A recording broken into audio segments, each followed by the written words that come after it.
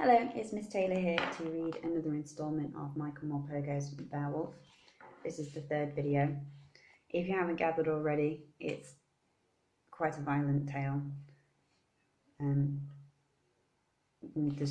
If you remember from the beginning, there's 3 monsters here that Beowulf supposedly kills, so there's a lot of violence to come. Probably should have warned you that in the beginning.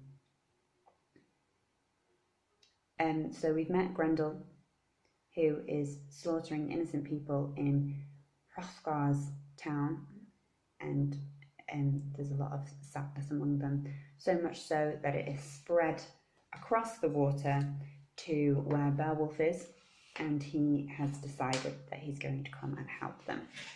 So let's carry on reading. Family and friends. Ecgtheow, his father, and his uncle, the good king Hygelac himself, all of them did what they could do to dissuade him from this reckless, perilous mission. But all advice, all omens, only whetted Beowulf's determination to go to Denmark and slay this monster of the night. He ordered a strong and seaworthy ship to be fitted out for the quest, and hand-picked 14 of the fiercest warriors he knew. Out of the sheltered ford they rowed this sturdy warship and set sail for Denmark, riding the wind-whipped waves over the sea. In brisk breezes the ship fair flew along, ploughing the storm-tossed ocean, until at last the shadow of land along the horizon became a rearing cliffs and capes of Denmark. Soon Beowulf and his ring-mailed thanes were leaping ashore, each one thanking God most fervently for his safe arrival. From the cliff high above them, Hrothgar's startled watchman saw men land and wondered who they were, whether friend or foe. He rode down to the beach straight away and challenged them at the point of his spear. Already, again, you can see we are hearing lots of new vocabulary, I imagine. We've got that word thanes again. If you haven't looked that up, they're sort of high people who often own land within a place, and sort of a bit about noble people. We've also got wind-whipped waves. That is a good example of alliteration which I couldn't find before.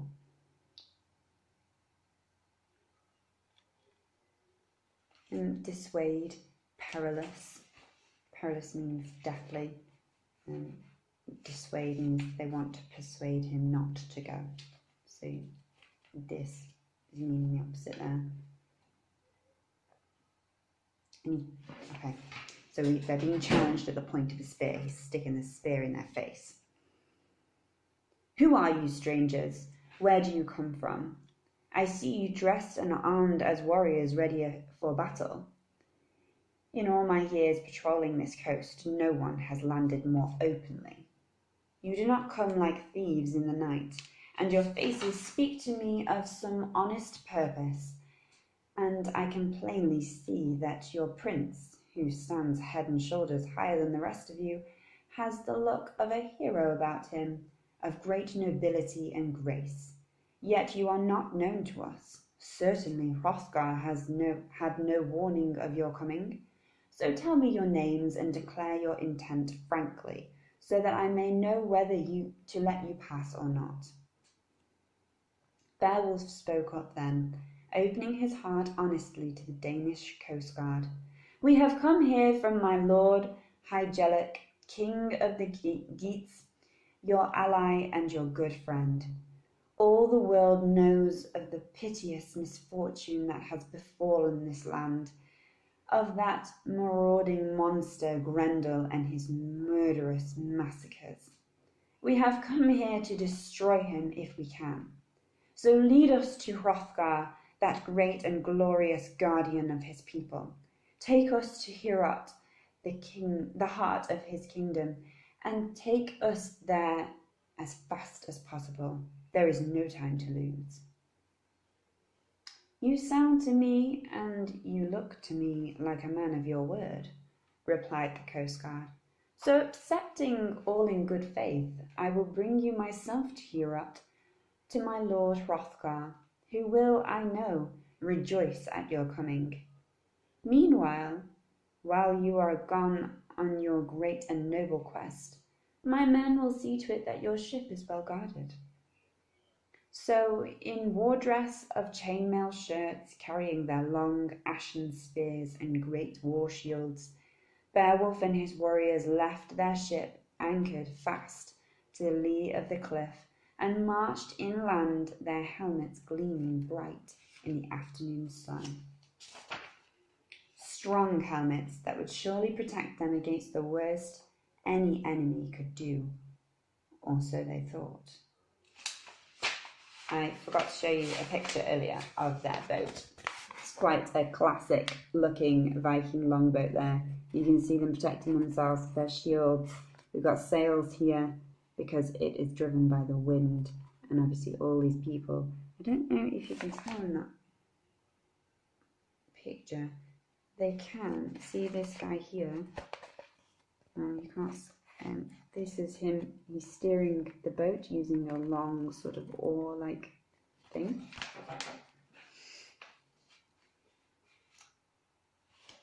So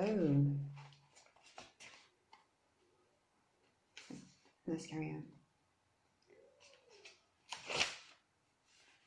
On they went until they saw at long last in the distance Hrothgar's home, Heorot, that glorious place adorned with glowing gold, a house fit for any king on earth. Here the coastguard left them, pointing the way. "I must return to resume my watch for sea raiders," he said.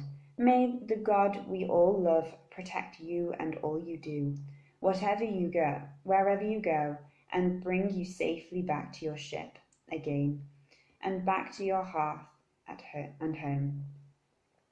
Weary now from their long sea journey, Beowulf and his war band made their way up the stone path towards the great hall of Heorot, where they were greeted at the gate by Wulfgar, Hrothgar's herald. "Lay inside your shields and spears," he commanded them. "Stack them against the wall, for you will have no need of them inside.